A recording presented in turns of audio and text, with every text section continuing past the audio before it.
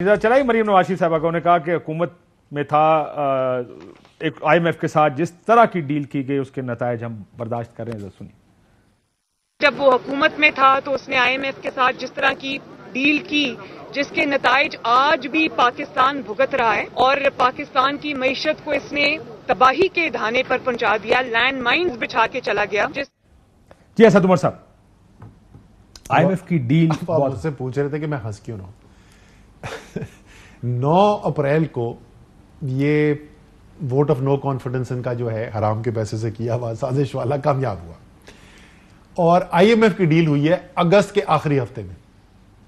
تو یہ 5 مہینے جھک مار رہے تھے جو آئی ایم ایف سے بار بار مذاکرات کر رہے تھے. اگر عمران خان ڈیل کر کے گیا تھا یار، مطلب کہانی بناتے ہوئے کوئی اچھا اسکرپٹ رائٹر تو لے لیا کرے بھائی. اگر ڈیل عمران خان کر گیا تھا تو یہ 5 مہینے ہو کیا رہا تھا؟ آپ واپس جائیں، مئی کی تقریباً 19-20 تاریخ یا 21-22 تاریخ ہوگی، قطر میں بیٹھے ہوئے تھے مفتاح اسماعیل صاحب، وہ کہہ رہے تھے کل ہمارا معاہدہ ہو جائے گا. تو وہ کون سا معاہدہ جو ہے مئی میں نہیں ہوا، جون میں نہیں ہوا، جولائی میں نہیں ہوا، اگست میں نہیں ہوا، ستمبر میں بی بی کو خیال آتا ہے کہ نہیں ایکچولی تو معاہدہ عمران خان کر گیا تھا. وہ خدا کا خوف کرے یار. ہر سال معاہدہ نیا کرنا پڑتا ہے؟ نہیں بالکل بھی نہیں. میں کیونکہ معاشی ایکسپرٹ نہیں ہوں، لوگوں کی سمجھ کے لیے let's break it down. I M F کا معاہدہ ہوتا ہے 3 سال کے لیے عمومی طور پہ 3 سال کا معاہدہ ہوتا ہے. 3 سال کا ہمارا معاہدہ ہوا. جب بیچ میں کووڈ آیا تو کووڈ میں ایسے حالات پیدا ہوئے کہ ہم آئی ایم ایف کی وہ شرائط جو ہے ان کو پورا نہیں کر سکتے، تو ساری دنیا میں ایسا تھا، اور آئی ایم ایف نے یہ بات مانی اور اس کو معاہدے کو ختم کر دیا گیا. اب دوبارہ سٹارٹ کرنے کے لیے مذاکرات ہو رہے تھے کہ کیا معاہدہ کیا جائے جس کی بنیاد کے اوپر یہ پروگرام دوبارہ سٹارٹ کیا جائے گا. رکا ہوا تھا پروگرام، پچھلے کو تقریباً 1.5-2 سال سے رکا ہوا تھا.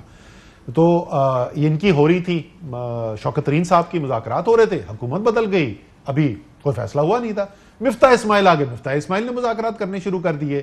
مفتاح اسماعیل کے جو ہیں وہ پیچھے سے، کندھے کے پیچھے سے، کان کے پاس سے گولیاں گزر رہی ہوتی ہیں، کوئی ساگڈار فائر کر رہا ہوتا ہے، کوئی اور فائر کر رہا ہوتا ہے.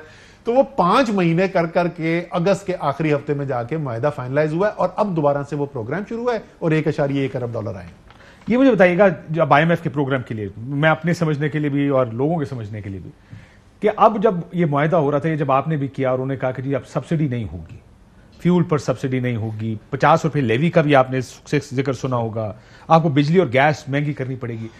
اگر آپ نے یہ معاہدہ کر دیا، کیا یہ آپ نے معاہدہ کیا تھا جب آپ نے کیا تھا؟ نہیں، میں آپ کو بتاتا ہوں نا. دیکھیں، بجلی مہنگی کرنی پڑے گی، ہاں معاہدے کا حصہ تھا جو ہم نے بھی معاہدہ کیا تھا. گیس کی قیمت بڑھائیں گے، یہ ہمارا بھی تھا. کتنی بڑھائیں گے کے اوپر بہت زیادہ نیگوسیشن ہوتی ہے کاشف.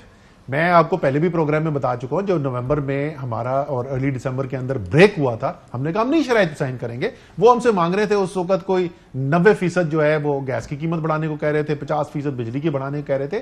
اینڈ میں جب ہمارا ایگریمنٹ ہوا تو شاید 17 یا 18% بجلی کی قیمت بڑھی، کوئی 20-22% جو ہے گیس کی قیمت بڑھی. اس کے بغیر ہو سکتا تھا کہ آپ کو کہتے کہ جی بالکل چلیں، آپ نہیں مان رہے تو نہ بڑھائیں قیمتیں. نہیں، کچھ نہ کچھ تو آپ نے پورا کرنا تھا. آپ نے ان کو دکھایا یہ ہم نے اقدامات کیے ہیں، یہ جو ہمیں خسارہ ہوتا ہم نے یہ خسارہ کم کر دیا ہے. تو آپ جو ہمیں اقدامات کہہ رہے تھے وہ $2 ارب کے خسارے کے لیے تھے. ہم اس خسارے کو ان اقدامات سے پہلے جو ہے وہ $500-600 ملین پر لے آئے. اس لیے اب اتنے بڑے اقدامات کی ضرورت نہیں ہے، کیونکہ آخر کار یار آپ انسان ہیں جن سے ڈیل کر رہے ہیں. اس وقت آپ لوگوں سے جا کے پوچھیں نا. اچھا نتیجہ کیا، میں اس کا پورے کوزے میں آپ کو کر دوں. ہماری حکومت آئی اور ان کی ابھی حکومت آئی. ان کی حکومت آنے کے 5 مہینے کے بعد جو ضروری اشیاء کا افراط زر ہے وہ کاشف 45.5% پہ پہنچا ہوا تھا پچھلے ہفتے. 45.5%. وہی 5 مہینے کا عرصہ ہماری حکومت کے آنے کے بعد ہمارا کیا تھا؟ 8.9%. یہ ہوتے ہیں فیصلوں کے فرق. اور ہم نے اس کے باوجود کہ اس طریقے سے فیصلے کیے، آپ کو آئی ایم ایف پروگرام بھی کر کے دکھایا. ایسا نہیں ہے کہ آئی ایم ایف پروگرام نہیں ہوا.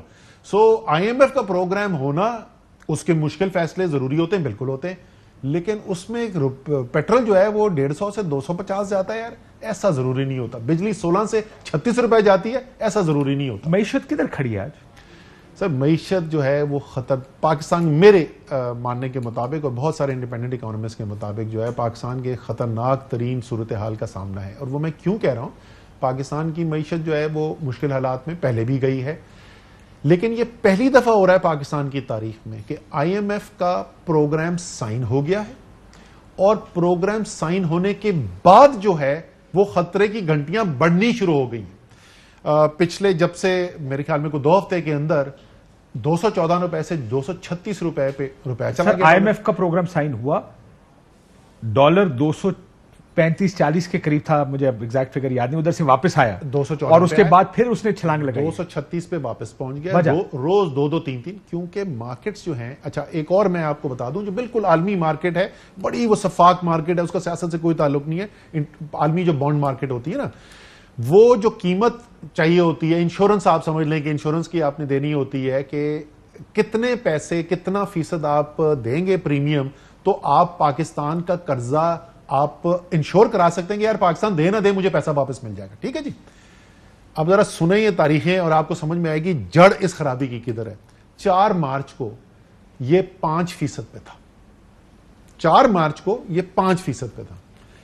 8 تاریخ کو ووٹ آف نو کانفیڈنس جمع کرایا گیا, اس سے 1-2 دن پہلے خبریں لگنی شروع ہو گئی ٹی وی پہ, ووٹ آف نو کانفیڈنس آ رہا ہے, ووٹ آف نو کانفیڈنس آ رہا ہے.